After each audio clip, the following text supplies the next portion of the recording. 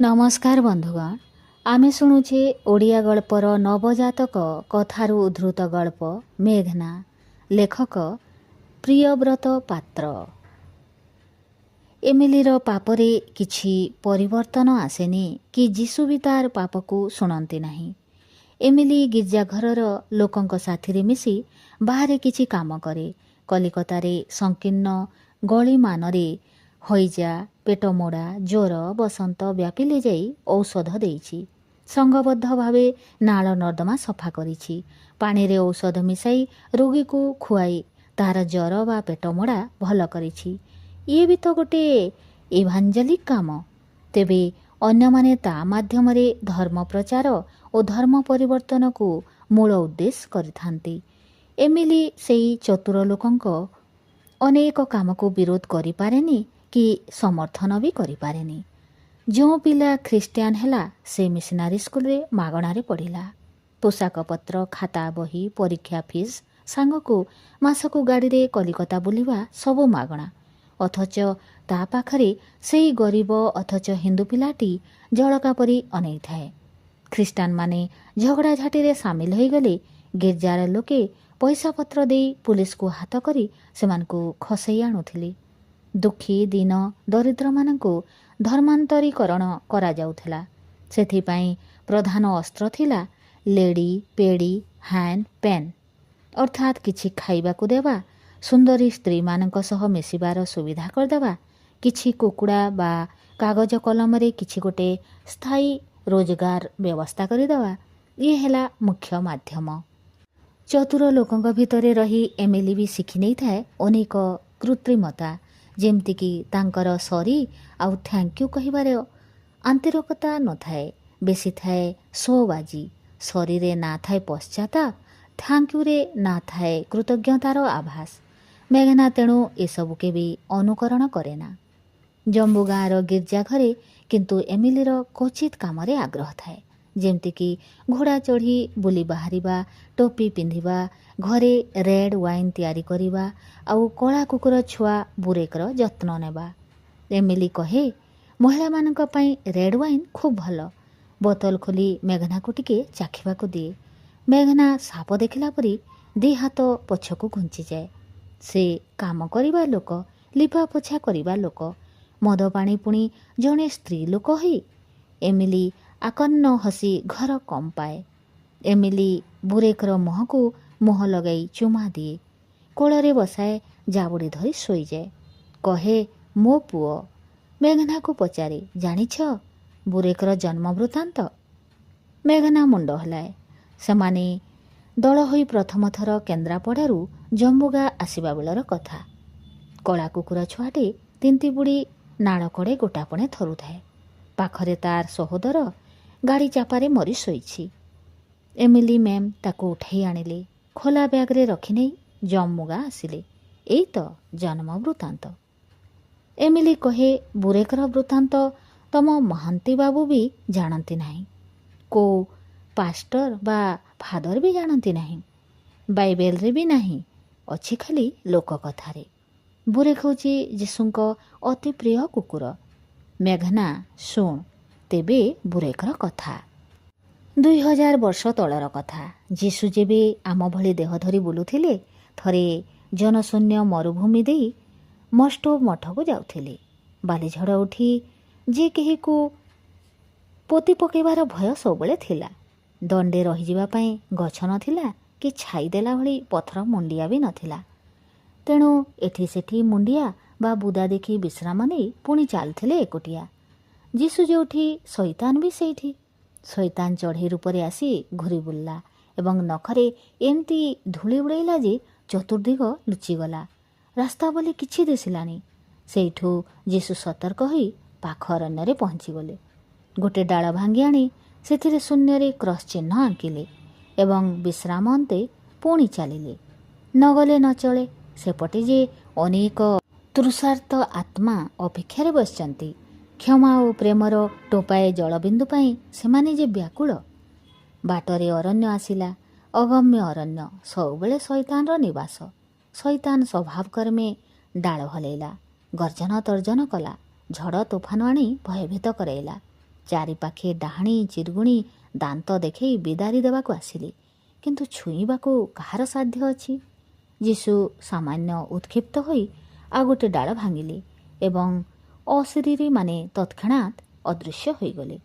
କିନ୍ତୁ ରହିଗଲା ଗୋଟେ କଳା ବଣ କୁକୁର। କେବେ ହେଲେ ମଣିଷର ବଶମ୍ବଦ ହୋଇ ନଥିବା, ମଣିଷକୁ ଦେଖିନଥିବା ବଣ କୁକୁର। କୁକୁର ପ୍ରଭୁଙ୍କ ପଛେ ପଛେ ଭୋକିବାକୁ ଲାଗିଲା। ତାଙ୍କର ଅଙ୍ଗବସ୍ତ୍ରଟିକୁ ଦାନ୍ତରେ ଚିରି ପକାଇଲା। ମୁଣିକୁ ଝାମ୍ପି ଆଣି ସେଥିରେ ଥିବା ମାଂସ ଟୁକୁଡ଼ାକୁ ଖାଇବାକୁ ମନ କଲା। ଯୀଶୁ କିଛି ମାଂସ ଖଣ୍ଡ କାଢ଼ି ତାକୁ ଦେଇଦେଲେ। ଆଶ୍ଚର୍ଯ୍ୟ, ଏଥିରେ କୁକୁରର କ୍ରୋଧ ଆହୁରି ବଢ଼ିଗଲା ଏବଂ ସେ ଯୀଶୁଙ୍କ ଅଙ୍ଗବସାନକୁ ଆହୁରି ଚିରି ପକାଇଲା।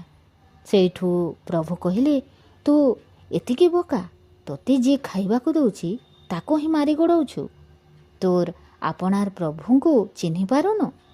ତୋର ଏଇ ଦୁଷ୍କୃତି ସକାଶେ ତୋତେ ଆଜିଠୁ ମଣିଷର ଭୃତ୍ୟ ହୋଇ ରହିବାକୁ ପଡ଼ିବ। ମଣିଷ ଛଡ଼ା ତୋର ଅନ୍ୟ ଗତି ନାହିଁ। ଏଇ ଦୃଢ଼ ନିଷ୍ପତ୍ତିଟିକୁ ବୁଝିବା ପାଇଁ କୁକୁରଟି ତା ପଛ ଗୋଡ଼ ଉପରେ କିଛି ସମୟ ବସି ରହିଲା। ତାପରେ ପଛ ଗୋଡ଼ ଭିତରେ ଲାଙ୍ଗୁଡ଼ ଜାକି ଜଙ୍ଗଲ ଛାଡ଼ି ମଣିଷମାନଙ୍କ ଗାଁକୁ ଚାଲି ଆସିଲା। ଯୀଶୁ ସେହି ଗାଁରେ ପହଞ୍ଚିଲା ବେଳକୁ ଉପାସନା ସ୍ଥଳୀ ପାଖରେ ଲୋକେ ହୋ ହୋ ହୋଇ ଦୌଡ଼ୁଥିଲେ। ହାତରେ ଯିଏ ଯାହା ପାଇଲା ଠେଙ୍ଗା ବାଡ଼ି ଧରି ମାରି ଗୋଡ଼ଉଥିଲେ। ବିଚରା କୁକୁରଟି ଭୟରେ ଭୋକରେ କ୍ଳାନ୍ତ ହୋଇ ଜିଭ କାଢ଼ି ଦୌଡ଼ୁଥିଲା। ପାଗଳା କୁକୁରକୁ ମାର ମାର ବୋଲି ଚିତ୍କାର ଶୁଭୁଥିଲା। ଯୀଶୁ ସେମାନଙ୍କୁ ଥୟ ଧରିବାକୁ କହିଲେ, ତମେ ସର୍ବନିୟନ୍ତା ପ୍ରଭୁଙ୍କୁ ଡରୁନାହଁ, ଅଥଚ କୁକୁରଟାକୁ ଡରୁଛ? କୁକୁରଟି ଜଙ୍ଗଲରୁ ଆସି ତମମାନଙ୍କ ଭିତରେ ରହୁଛି। ସିଏ ଯେ ତମର ସେବା କରିବ। ଆଗେ ତମର କୁକୁଡ଼ା ବତକକୁ ମାରି ଖାଉଥିଲା, ଏବେ ସେମାନଙ୍କ ଜଗୁଆଳି ପରି ପହରା ଦେବ। ବିକ୍ଷୁବ୍ଧ ଲୋକେ ଶାନ୍ତ ହେଲା ପରେ ଯାଇ ପ୍ରଭୁ ଯୀଶୁଙ୍କୁ ଚିହ୍ନି ପାରିଲେ। ତାଙ୍କ ହାତ ଓ ପାଦକୁ ଚୁମ୍ବନ କଲେ ଏବଂ ସେମାନଙ୍କୁ ଆଉ ଲଜ୍ଜିତ କର ନାହିଁ ବୋଲି କହିଲେ। ସେଇଠୁ ଯୀଶୁ କୁକୁରକୁ ପଚାରିଲେ, ବୁରେକ୍, ତୁ ଏଇଠି ରହିବୁ ନା ମୋ ସାଙ୍ଗରେ ଯିବୁ? ବୁରେକ୍ ଥିଲା ସମ୍ପୂର୍ଣ୍ଣ ନିବେଦିତ ଆତ୍ମା। ସେ ଯୀଶୁଙ୍କ ସାଙ୍ଗରେ ହିଁ ଚାଲିଲା ଏବଂ ଶେଷ ପର୍ଯ୍ୟନ୍ତ ରହିଲା। ଖାଇବା ଅଭାବ ପଡ଼ିଲେ ସେ ଦୌଡ଼ି ଯାଇ କୌଣସି କୁକୁଡ଼ା, ବତକ, ପକ୍ଷୀ ବା ମେଣ୍ଢା ଛୁଆଙ୍କୁ ଭିଡ଼ି ଆଣୁଥିଲା। ଦୁହିଁଙ୍କର ସାଥିରେ ଖାଇବା ଭଳି ଚଳି ଯାଉଥିଲା। ପ୍ରଭୁ ପଥ ପ୍ରାନ୍ତରେ ଶୋଇଗଲେ ବୁରେକ୍ ସେଠାରେ ପହରା ଦେଇ ଦୁଷ୍ଟ ଲୋକ ଓ ବନ୍ୟଜନ୍ତୁଙ୍କୁ ଘଉଡ଼ାଇ ଦେଉଥିଲା। ଯେତେବେଳେ ଧୂର୍ତ୍ତ ଇହୁଦୀ ଓ ନିଷ୍ଠୁର ପଣ୍ଡିତମାନେ ପ୍ରଭୁଙ୍କ ପ୍ରାଣନାଶ ପାଇଁ ତାଙ୍କୁ ବନ୍ଦୀ କରି ଘୋଷାଡ଼ି ଆଣୁଥିଲେ, ସେତେବେଳେ ମଧ୍ୟ ଏହି କୁକୁରଟି ସେମାନଙ୍କୁ ମାରି ଗୋଡ଼ାଇଲା ଏବଂ ଆପଣାର ସମସ୍ତ ଶକ୍ତି ଲଗାଇ ପ୍ରଭୁଙ୍କୁ ରକ୍ଷା କରିବା ପାଇଁ ଚେଷ୍ଟା କରିଥିଲା। ଏଥର କୁକୁରକୁ ଉଦ୍ଦେଶ୍ୟ କରି ପ୍ରଭୁ କହିଲେ, ବର୍ତ୍ତମାନ ପରିସ୍ଥିତିରେ ତୁ ମୋତେ କୌଣସି ଭାବେ ସାହାଯ୍ୟ କରିପାରିବୁ ନାହିଁ। ତୋର ଦାନ୍ତ ଅପେକ୍ଷା ଦୁରାଚାରୀଙ୍କ ବିବେକ ହିଁ ସେମାନଙ୍କୁ ଅଧିକ ତୀବ୍ର ଭାବେ ବିଦ୍ଧ କରିବ। ଯୀଶୁଙ୍କ କ୍ରୁଶବିଦ୍ଧ ସମୟରେ ମଧ୍ୟ କୁକୁରଟି ବସି ରହି ଭୋ ଭୋ ହୋଇ କାନ୍ଦୁଥିଲା। ପରଦିନ ସକାଳେ ଯେବେ ପ୍ରଭୁଙ୍କ ଶିଷ୍ୟ ଓ ମା ମେରୀ ମଧ୍ୟ ସେଠାରେ ଉପସ୍ଥିତ ନଥିଲେ, ବୁରେକ୍ ସେଠାରେ ବସି ରହି ପ୍ରଭୁଙ୍କ ରକ୍ତସିଦ୍ଧ ପାଦକୁ ଚାଟି ଚାଟି ବଡ଼ ବିକଳ ଭାବେ ବାହୁନି ବାହୁନି କାନ୍ଦୁଥିଲା। 3 ଦିନ ପରେ ପ୍ରଭୁ ନିଦରୁ ଉଠିବା ପ୍ରାୟ ଜାଗ୍ରତ ହେଲେ। ସେଇଠୁ ବୁରେକ୍ ଛଡ଼ା ଆଉ କାହାରିକୁ ଦେଖିପାରିଲେ ନାହିଁ। ଏଥିରେ ଅତି ଖୁସି ହୋଇ ଯୀଶୁ କରୁଣାପୂର୍ଣ୍ଣ ନୟନରେ ବୁରେକ୍କୁ ଆଉଁସି ଦେଲେ ଏବଂ ନିଜର ଶେଷ ନିଶ୍ୱାସ ତ୍ୟାଗ ପୂର୍ବରୁ କହିଲେ, ଆ ବୁରେକ୍, ମୋ ସାଙ୍ଗରେ ଯିବୁ ଆ। ଠିକ୍ ସେହି ମୁହୂର୍ତ୍ତରେ ବୁରେକ୍ର ପିଣ୍ଡରୁ ପ୍ରାଣ ଛାଡ଼ିଗଲା। ବୁରେକ୍ ବିଷୟରେ ଏତେ କଥା ଶୁଣିଲା ପରେ ମେଘନାର ମନରୁ ବୁରେକ୍ ପ୍ରତି ରହିଥିବା ଅକାରଣ ବୈରୀଭାବଟି ଦୂରେଇଯାଏ। ସେ ମଧ୍ୟ ବୁରେକ୍କୁ ଆଉଁସି ଦେଇ ଗେଲ କରି ପକାଏ।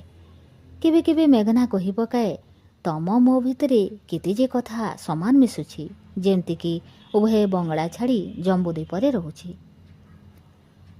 ଚଟଗଞ୍ଜରେ ଥିବାବେଳେ ମୋର ବି ଗୋଟେ ପୋଷା କୁକୁର ଥିଲା। ତମେ ଜନ୍ମ ପରେ ଖ୍ରୀଷ୍ଟିଆନ ହେଲ, ମୋର ଜନ୍ମ ପରେ ମୁଁ ଖ୍ରୀଷ୍ଟିଆନରୁ ନିବୃତ୍ତ ହେଲି। ଏମିଲି ପଚାରେ, ଇଏ କେମିତି କଥା? ତମେ ଜନ୍ମରୁ ଖ୍ରୀଷ୍ଟିଆନ ମାନେ କାହାର ଶକ୍ତି ଅଛି ଯେ ତମକୁ ଅନ୍ୟ କିଛିରେ ଦୀକ୍ଷିତ କରିପାରିବ? ମେଘନା ତା ରହସ୍ୟପୂର୍ଣ୍ଣ ଜନ୍ମ ବୃତ୍ତାନ୍ତ କହେ। ମେଘନା ପିଲାଦିନୁ ମୁସଲମାନ ପରିବାରରେ ଲାଳିତ ପାଳିତ। ତେବେ ତାହା ପୂର୍ବରୁ କୌଣସି ହିନ୍ଦୁ ଦମ୍ପତି ତାକୁ ହସ୍ପିଟାଲ ପଛପଟ ଅପନ୍ତରାରୁ ଉଠାଇ ଆଣିଥିଲେ।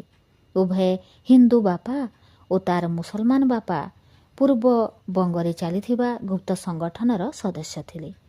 ହିନ୍ଦୁ ମା ହଠାତ୍ କରି ଶ୍ୱାସରୋଗରେ କାଳ ହୋଇଗଲା ପରେ ତାକୁ ନେଇ ଚଳେଇବା ହିନ୍ଦୁ ବାପା ପାଇଁ କଷ୍ଟ ହୋଇଗଲା। ଅଚାନକ ସେ ପୋଲିସ ଭୟରେ ଅଣ୍ଡରଗ୍ରାଉଣ୍ଡକୁ ଚାଲିଯିବା ପୂର୍ବରୁ ତାକୁ ଆଣି ତାର ମୁସଲମାନ ବାପା ଘରେ ଛାଡ଼ିଦେଲେ। ଅପନ୍ତରା ପଛପଟୁ ତାଙ୍କୁ ଆଣିବା ବେଳେ ତା ବେକରେ ଥିଲା ମୁସଲମାନ ପୀର ବାବାଙ୍କ ଦିଆଯାଇଥିବା ଏକ ମନ୍ତ୍ର ତାବିଜ।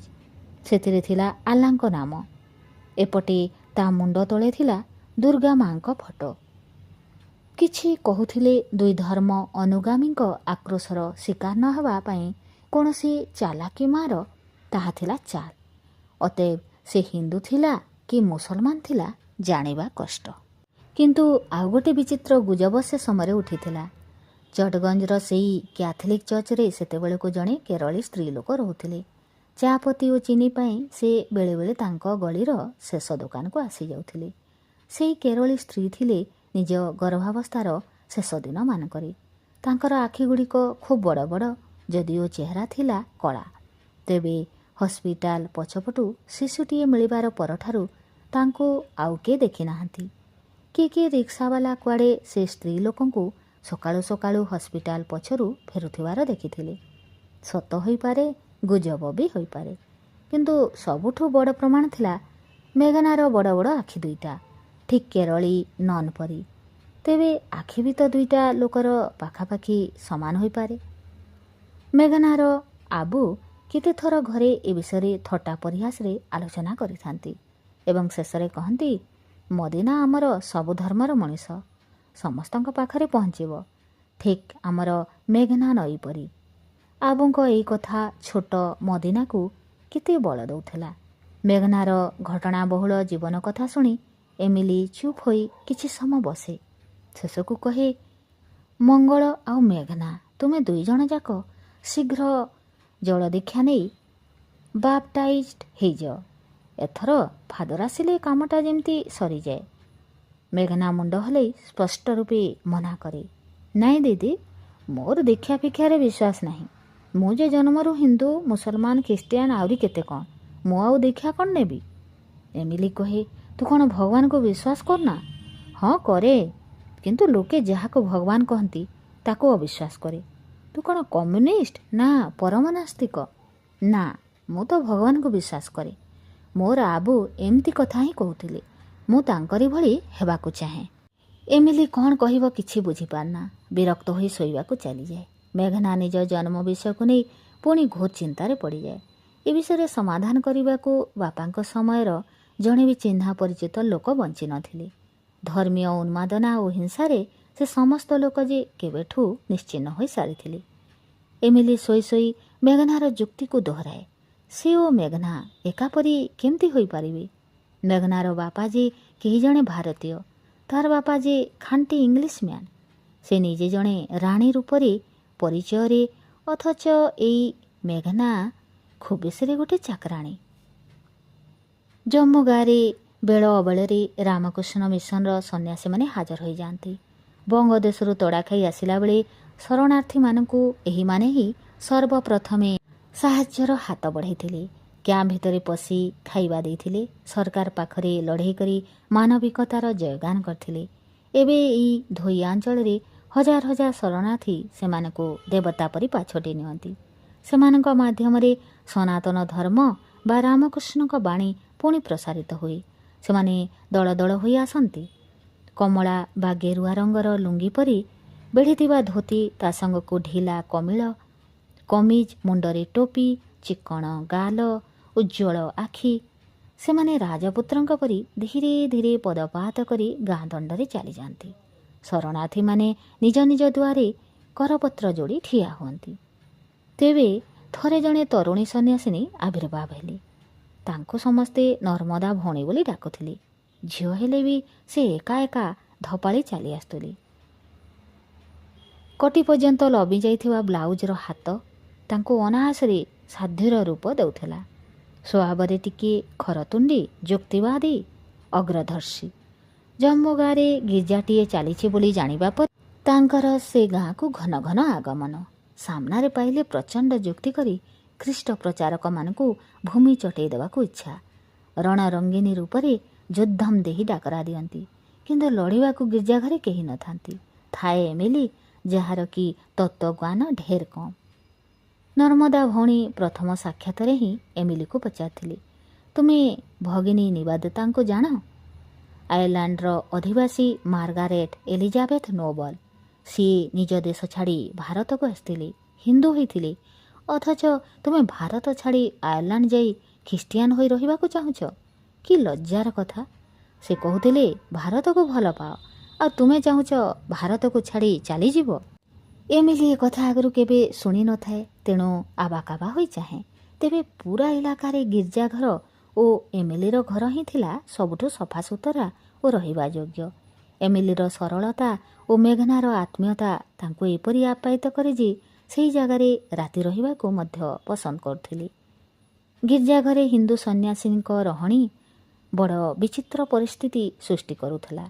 ପ୍ରଥମେ ପ୍ରଥମେ ନର୍ମଦା ଭଉଣୀ ହିନ୍ଦୁ ଧର୍ମର ପ୍ରଶସ୍ତି ଗାନରେ ଏତେ ଶତମୁଖ ହେଉଥିଲେ ଯେ ଲାଗୁଥିଲା ସେ ପ୍ରମାଣ କରିବାକୁ ଚାହୁଁଥିଲେ ଅନ୍ୟ ଧର୍ମ କେତେ ତୁଚ୍ଛ। ମେଘନା ମୁସଲମାନ ଘରେ ବଢ଼ିଛି, ଅତଏବ କିଛି ମାତ୍ରାରେ ମୁସଲମାନ। ଏପଟେ ଏମିଲି ଖ୍ରୀଷ୍ଟ ଧର୍ମ ଗ୍ରହଣ କରିଛି, ତେଣୁ ତିନି ଧର୍ମାବଲମ୍ବୀଙ୍କ ଭିତରେ ବାଦାନୁବାଦ ସୃଷ୍ଟି ହେବା ସ୍ୱାଭାବିକ ଥିଲା। ଦିନେ ମେଘନା ପ୍ରସ୍ତାବ ଦେଲା, ଚାଲ ଆମ ନିଜ ନିଜ ଧର୍ମରେ କ'ଣ ସବୁ ଦୋଷ ରହିଛି ତାକୁ ଆଲୋଚନା କରିବା। ଏଥିରେ ସମସ୍ତଙ୍କର ମଙ୍ଗଳ, ଶତ୍ରୁତା କମ୍। ଏବେ ଆଲୋଚନା ବିପରୀତ ଦିଗେ ହେବ, ତେଣୁ ନର୍ମଦା ଭଉଣୀଙ୍କ ପାଇଁ କଷ୍ଟକର ଥିଲା। ତଥାପି ଆଲୋଚନା ଚାଲିଲା। ବହୁ ବର୍ଷ ଧରି ସେମାନେ ଦେଖି ଆସୁଥିବା ନିଜ ଧର୍ମର ଅନ୍ଧକାର ଦିଗଟି ବିଷୟରେ ଆଲୋଚନା କରି ବେଶ୍ ମୁକ୍ତ ବି ଅନୁଭବ କରୁଥିଲେ। ଆଲୋଚନା ଗପସପ ଛଳରେ ଚାଲିଥିଲା, ତେଣୁ ଝାଳନାଳ ହୋଇ ଭାଷଣ ଦେବାର ଅବକାଶ ନଥିଲା। ଏମିଲି କହିଲା, ଯଦି ଯୀଶୁ ହେଉଛନ୍ତି ଈଶ୍ୱରଙ୍କ ସନ୍ତାନ, ତେବେ ଖୋଦ୍ ଈଶ୍ୱରଙ୍କ ଉପରେ ଆମ ଧର୍ମରେ ଏତେ କମ୍ ଆଲୋଚନା କାହିଁକି? ଈଶ୍ୱରଙ୍କ ଆହୁରି ଅନେକ ସନ୍ତାନ ଥିବେ, ତେବେ ଅନ୍ୟ ସବୁଙ୍କୁ ଆମ ଧର୍ମ ଅସ୍ୱୀକାର କରେ କାହିଁକି? ପରୋପକାର, ପ୍ରେମ, ଈଶ୍ୱର ବିଶ୍ୱାସ, ରବିବାର ଦିନ ଚର୍ଚ୍ଚ ସର୍ଭିସ୍ ତଥା ନିଜର ପାପ ସ୍ୱୀକାର, ଏତକରେ ଆମ ଧର୍ମ ସୀମିତ। ଏଠି ମୁକ୍ତତା ନାହିଁ, ଯୁକ୍ତି ନାହିଁ, କି ପ୍ରଶ୍ନ କରିବାର ଅଧିକାର ନାହିଁ। ପ୍ରଭୁ ଯୀଶୁ, ପବିତ୍ର ବାଇବେଲ, ଗସ୍ପେଲ, ପୋପ୍ କି ଫାଦରଙ୍କୁ ସନ୍ଦେହ କରିବାର ଅଧିକାର ନାହିଁ। ଆମେ ପୁତ୍ତଳିକାବାଦ ଉପରେ ଏତେ ଭର୍ସନା କରୁଛୁ, କିନ୍ତୁ କ୍ରସ୍ ହେଉ କି ଗିର୍ଜାଘର ହେଉ କି ଖୋଦ୍ ଯୀଶୁଙ୍କ ଛବି ହେଉ, ତାଙ୍କୁ ତ ପରିତ୍ୟାଗ କରୁନାହୁଁ। ହିନ୍ଦୁମାନଙ୍କ ବ୍ରାହ୍ମଣବାଦୀ ବୋଲି ଉପହାସ କରୁଛୁ, କିନ୍ତୁ ନିଜକୁ ପାଳକବାଦୀ ବା ପୋପବାଦୀ ବୋଲି କହୁନାହୁଁ। ଆମ ଧର୍ମରେ ସାମନ୍ତବାଦ ଯଥେଷ୍ଟ, କିନ୍ତୁ କେହି ପାଟି ଖୋଲନ୍ତି ନାହିଁ। ଆମ ଧର୍ମରେ ସମସ୍ତେ ଧର୍ମ ପ୍ରଚାର ପାଇଁ ବେତନ ପାଆନ୍ତି। ସେମାନଙ୍କ ବ୍ୟତୀତ ଆଉ କିଏ ଧର୍ମ ସମ୍ପର୍କରେ କହିପାରନ୍ତି ନାହିଁ କି ଦାର୍ଶନିକ ଭଳି ଭିନ୍ନ ଭିନ୍ନ ମତ ଦେବାର ଅଧିକାର ନାହିଁ। ବାଇବେଲ ବର୍ଣ୍ଣିତ କିଛି ନଷ୍ଟ ଚରିତ୍ର ବ୍ୟକ୍ତିଙ୍କୁ ଆମେ ଆଖି ବୁଜି ସମ୍ମାନ ଜଣାଇଥାଉ, ଯଦିଓ ସେମାନେ ତାର ଯୋଗ୍ୟ ନୁହନ୍ତି।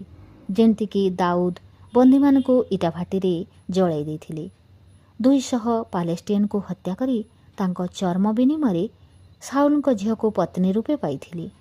ତାଙ୍କ ପୁତ୍ର ସୋଲୋମନ 700 ରାଜକୁମାରୀଙ୍କୁ ପତ୍ନୀ ରୂପେ ଓ 300 ସ୍ତ୍ରୀଙ୍କୁ ରକ୍ଷିତା ରୂପେ ଭୋଗ କରୁଥିଲେ। ଅଥଚ ଖ୍ରୀଷ୍ଟିଆନ ଜଗତରେ ଏମାନେ ଜଣେ ଜଣେ ମହାପୁରୁଷ। ଆମ ଭିତରେ ହଜାରେ ଜାତି, ଯେମିତିକି ଏଙ୍ଗ୍ଲିକାନ୍ସ, ପ୍ରୋଟେଷ୍ଟାଣ୍ଟ, କ୍ୟାଥଲିକ୍, ଆର୍ମେନିଆନ୍, ଆର୍ଥୋଡକ୍ସ, ନେଷ୍ଟୋରିଆନ୍, ଅସରିଆନ୍, ସିରିଆନ୍ ଇତ୍ୟାଦି। କଳାଗୋରା ଭେଦଭାବ ତ ପ୍ରଚୁର। ଧନୀ ଗରିବ ବିଭେଦ କଥା ନ କହିଲେ ଭଲ। ଯାହା ପାଖରେ ଯେତେ ଧନ ସେ ସେତେ ନୈଷ୍ଠିକ, ସମ୍ମାନିତ। ମିଶନାରୀମାନେ ସେବା, ଶିକ୍ଷା ଭଳି ଗୁରୁତ୍ୱପୂର୍ଣ୍ଣ ବିଭାଗରେ ନିଜର ଅମୂଲ୍ୟ ଯୋଗଦାନକୁ ପ୍ରମାଣ କରିବା ବଦଳରେ ଲୋକଙ୍କୁ ବାପ୍ଟାଇଜ୍ କରିବାରେ ବ୍ୟବସାୟିକ ବୁଦ୍ଧି ଆଧୁନିକ ପୃଥିବୀରେ ଦୁର୍ଗନ୍ଧ ସୃଷ୍ଟି କରୁଛି। ଏହି ପୃଥିବୀ କେତେ କେତେ ସାଂସ୍କୃତିକ ବିବିଧତାରେ ପରିପୂର୍ଣ୍ଣ। ଲୋକଙ୍କୁ ସେଥିରୁ ଉଚ୍ଛେଦ କରି ଏକ ଛିନ୍ନମୂଳ ଗୋଷ୍ଠୀ ଭାବେ ରାଜରାସ୍ତାରେ ଠିଆ କରାଇବା ଏକ ବର୍ବରତା ନୁହେଁ କି? ଆଜି ସାରା ବିଶ୍ୱରେ ଖ୍ରୀଷ୍ଟିଆନ ଇତିହାସ ଏହି ବର୍ବରତାର ଏକ ଲମ୍ବା ଦଲିଲ। ଏମିଲି ଦୀର୍ଘ ଦିନ ଧରି ଯାହା ଅନୁଭବ କରି ଆସୁଥିଲା ତାହା ହିଁ କହୁଥିଲା। ଏଥର ମେଘନାର ପାଳି। ପିଲାଦିନେ ଘରେ ଅନେକ ବୌଦ୍ଧିକ ଆଲୋଚନା ହେଉଥିଲା। ଏବେ ଦେଶାନ୍ତରୀ ଶରଣାର୍ଥୀ ମାଛ ଶୁଖୁଆର ବେପାରୀ ଭାବରେ ସେ ଯେ ଅନେକ କଥା ଭୁଲି ଯାଇଛି। ସେ ବୁଝେ ବହୁତ, କିନ୍ତୁ କହିପାରେ ନା। କିଛି ଉପନ୍ୟାସ ପଢ଼ିଥିବା ଯୋଗୁଁ ଏମିଲି ଓ ନର୍ମଦା ଭଉଣୀ ତାକୁ କିଞ୍ଚିତ୍ ବୁଦ୍ଧିଜୀବୀ ବୋଲି ଧରି ନିଅନ୍ତି।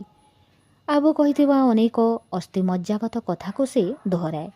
କିଛି ପାପ କରିଦେଲେ ଜଣେ ଇସଲାମୀ ପନ୍ଥୀର ଜୀବନକାଳ ଭିତରେ ପ୍ରାୟଶ୍ଚିତର ସୁଯୋଗ ନାହିଁ। ବିଚାରଣା ଦିନ ପରେ ଅନନ୍ତକାଳ ପର୍ଯ୍ୟନ୍ତ ସ୍ୱର୍ଗ ଭୋଗ ବା ନରକ ଭୋଗ ଏକ ପିଲାଳିଆ ଚିନ୍ତାଧାରା। ସାଧାରଣ ଲୋକଙ୍କୁ ଧର୍ମଶାସ୍ତ୍ର ଆଲୋଚନା ବା ମତାମତର ଅଧିକାର ନାହିଁ। ଦିନକୁ 5 ଥର ନମାଜ ପଢ଼ା, ଜକାତ, ଖୈରାତ ଓ ରୋଜା ରଖିଦେଲେ ଆମର କାମ ସରିଲା। ଆରବର ସୁନ୍ନି ୱାହାବୀମାନେ ହବିସର ଯେଭଳି ଅର୍ଥ କରନ୍ତି, ସାରା ବିଶ୍ୱର ମୁସଲମାନ ସେସବୁ ମାନିବାକୁ ବାଧ୍ୟ। କାଫେର, କୁଫ୍ର, ଜିହାଦ, ଦାରୁଲ ଇସଲାମ, ଦାରୁଲ ହର୍ବର ଆଦିର ସଠିକ୍ ଅର୍ଥର ଆଲୋଚନା ହେବା ଦରକାର। ଶାସ୍ତ୍ର ଆଲୋଚନା ସମସ୍ତଙ୍କର ଅଧିକାରଭୁକ୍ତ ନୁହେଁ। ମହିଳାମାନଙ୍କୁ ଏଯାବତ୍ ପୁରୁଷ ସହିତ ସମାନ ମର୍ଯ୍ୟାଦା ଦିଆଯାଉ ନାହିଁ। ଜମିଜମା, ପାଳିତ ପଶୁ ବା ଅକ୍ତିଆରରେ ଥିବା ସମ୍ପତ୍ତି ପରି ମହିଳାମାନଙ୍କୁ ଏକ ଅଧିକାରଭୁକ୍ତ ସମ୍ପତ୍ତି ଭଳି ବ୍ୟବହାର କରାଯାଉଛି। ଇସଲାମ ଜଗତରେ ମହାପୁରୁଷ ମହମ୍ମଦ, ପବିତ୍ର କୁରାନ ଶରୀଫ, ହବିସ ଏପରିକି ମୁଲ୍ଲା ମୌଲବୀମାନଙ୍କୁ ସମାଲୋଚନା କରିବା ନିଷେଧ। ବୈଜ୍ଞାନିକ ଯୁକ୍ତିବାଦିତାର କୌଣସି ସମ୍ମାନ ନାହିଁ। ଆମେ ନିଜକୁ ଜାତିହୀନ ବୋଲି କହୁ, କିନ୍ତୁ ଆମ ଭିତରେ ହଜାରେ ଜାତି। ସିହା, ସୁନ୍ନି, ବାହାଇ, ଅହମଦିଆ, ଦେଓହନ୍ଦୀ, ବରେଲି, ଅଲ୍ଲେଦିସ, ଲମ୍ବା ଟୋପି, ଗୋଲ ଟୋପି ଇତ୍ୟାଦି ଅନେକ। ଜାତି ଜାତି ଭିତରେ ପ୍ରବଳ ହାଣକାଟ। ଏପଟେ ଧର୍ମାଧୀଶମାନେ ଡାକରା ଦେଉଥିବା ଜିହାଦରେ ଅଗଣିତ ମଣିଷଙ୍କ ପ୍ରାଣନାଶ। ଏହା କି ପ୍ରକାର କଥା? ଭାତୃଭାବ, ଏକତା, ମାନବିକତା ସବୁ କେବଳ ଶାସ୍ତ୍ରରେ ରହିଛି, ସମାଜରେ ନାହିଁ। ଛୋଟ ଛୋଟ ଚଳନୀରେ ଅନେକ କୁସଂସ୍କାର ଭରି ରହିଛି। ଯେମିତିକି ଶବକୁ କବର ଭିତରେ ରଖିବା ଆଦୌ ବିଜ୍ଞାନ ସମ୍ମତ ନୁହେଁ। ଶବକୁ ପୋଡ଼ି ଦିଆଗଲେ ବିଷାକ୍ତ ରୋଗ ବା ରସାୟନ ସଂକ୍ରମଣ ନଥାଏ। ଯେପରିକି ଗୁଡ଼ାଏ ମୂଲ୍ୟବାନ ଜାଗା ଆବଶ୍ୟକ ପଡ଼ିନଥାଏ। ଏହାଦ୍ୱାରା ସମାଧି ରୂପେ, କବର ରୂପେ ଅତୀତ ବଞ୍ଚି ରହି ଆମକୁ କାମୁଡ଼ି ଧରେନା, ବରଂ ମରିବା ଲୋକଟି ପବନରେ ମିଳିଯାଇ ଅନ୍ୟମାନଙ୍କୁ ଆଗକୁ ବଢ଼ିବାକୁ ଜାଗା ଛାଡ଼ିଦିଏ। ଏତକ କହିସାରିଲା ପରେ ମେଘନା ନିଜେ ଆଶ୍ଚର୍ଯ୍ୟ ହୁଏ ଯେ ଏତେ କଥା ସେ କେମିତି କହିପାରିଲା। ଅନେକ ଦିନ ଧରି କୌଣସି ବୌଦ୍ଧିକ ଆଲୋଚନାରେ ସେ ବସିନାହିଁ। ଭାଗ ନେବା ତ ଦୂରର କଥା। ଯାହା ହେଉ, ଏଥିପାଇଁ ସେ ନିଜ ଆବୁଙ୍କୁ ନୀରବରେ ଧନ୍ୟବାଦ ଜଣାଇଲା। ଏଥର ଭଗିନୀ ନର୍ମଦାଙ୍କ ପାଳି। ପ୍ରବଚନ ଦେବାରେ ଓସ୍ତାଦ, ତେଣୁ ତାଙ୍କର ଅସୁବିଧା ନଥିଲା। ହିନ୍ଦୁ ସମାଜ ଓ ଧର୍ମ ଉପରେ ତାଙ୍କର ମତ ବ୍ୟାପକ ଓ ଦୀର୍ଘ ଥିଲା। ସଂକ୍ଷେପରେ, ଆମର ହିନ୍ଦୁ ଧର୍ମ କେବଳ ଅତୀତର ପ୍ରସିଦ୍ଧି ନେଇ ବଞ୍ଚି ଚାଲିଛି। ବାସ୍ତବତା ଅତି ଭୟଙ୍କର, ଦୁଃଖଦାୟକ। ଜାତି ପ୍ରଥା, କୁସଂସ୍କାର, ଅନ୍ଧବିଶ୍ୱାସ, କର୍ମ ବିମୁଖତା, ଆଳସ୍ୟ, ଭୟ ଆଦି ହିନ୍ଦୁମାନଙ୍କର ମୁଖ୍ୟ ପରିଚୟ। ବେଦ, ଉପନିଷଦ, ଗୀତା, ଭଗବତ, ରାମାୟଣର କଥା ଆଜି ମୃତ ସଂସ୍କୃତି। କାରଣ ହିନ୍ଦୁମାନେ ସେଭଳି ଜୀବନ ବଞ୍ଚୁନାହାନ୍ତି।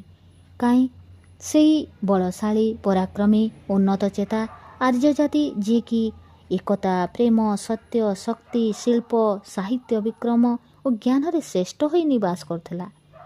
ଦୁର୍ଭାଗ୍ୟର କଥା, ଆଜିର ହିନ୍ଦୁ ହେଉଛି ଅଳ୍ପାସୀ, ନିଶ୍ଳିଷ୍ଟ, ଅଳସ ଓ ଭୟଭୀତ।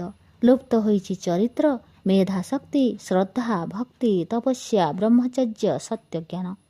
ଏଭଳି ପରିସ୍ଥିତିରେ ଅତୀତର କିଛି ଜ୍ଞାନ ଗାରିମାକୁ ଛାଡ଼ି ଆମ ପାଇଁ ଗର୍ବ କଲା ଭଳି କିଛି ଅଛି କି? 3 ବାନ୍ଧବୀ ବିଭିନ୍ନ ଦିଗରୁ ମୁକ୍ତ ଥିଲେ। କାହାର ମଧ୍ୟ ପିଲାଝିଲା ନଥିଲେ କି ସ୍ୱାମୀମାନେ ପାଖରେ ନଥିଲେ। ତେଣୁ ତିନିହେଁ ଗପସପ କରୁଥିଲେ ଓ ପାରମ୍ପାରିକ ରୀତିରେ ପ୍ରସ୍ତୁତ ଅରୁଆ, ଖେଚୁଡ଼ି, ମୁଗ ଡାଲି, ଦହି, କ୍ଷୀରି ଆଦି କରି ଖିଆପିଆ କରୁଥିଲେ। ଏମିଲି ସେତକ ସମୟ ମଦ ବୋତଲ ସବୁକୁ କୋଉଠି ଲୁଚେଇ ପକାଉଥିଲା। ମେଘନା ସବୁଠୁ ଦରିଦ୍ର ଥିଲା ସତ, କିନ୍ତୁ ସେ ପଢ଼ିଥିବା ଅସଂଖ୍ୟ ଉପନ୍ୟାସ ହିଁ ତାର ବଡ଼ ସମ୍ପଦ ଥିଲା, ଯାହା ପାଇଁ ସେ ଅନ୍ୟମାନଙ୍କଠାରୁ ଯଥେଷ୍ଟ ସମ୍ମାନ ବି ପାଉଥିଲା। କାଁ ଭାଁ ଆସୁଥିବା ପାଶ୍ଚର, ଫାଦର, ଏପରିକି ମହାନ୍ତି ବାବୁଙ୍କ ସହ ନର୍ମଦା ଭଉଣୀଙ୍କ ମୁହାଁମୁହିଁ ହେବା ବି ସମ୍ଭବ ନଥିଲା। ସବୁ କିଛି ଏକରକମ ଭଲରେ ଚାଲିଥିଲା।